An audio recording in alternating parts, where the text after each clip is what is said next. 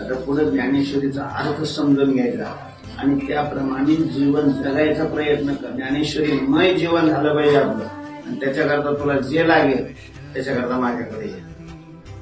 ठीक आहे? जे काही तुला ज्ञानेश्वरीचं चिंतन करण्याकरता तुला ज्याची आवश्यकता आहे, मी जिवंत आहे तोपर्यंत सगळं तुला काय बनायचं, संत बनायचं. संस्कार चोर नाही बनायचं, साधू बनायचं. काही कुठं 2,000 5,000 मिळून त्याचा काय उपयोग आहे? त्या ज्ञानेश्वरी गोळीमध्ये ज्ञानोबांनी काय सांगितलंय आणि मग आपल्या ठिकाणी ते कसं येणार आहे, अशी आता पुढच्या रस्त्याला निघायची आवश्यकता आहे, गरज आहे.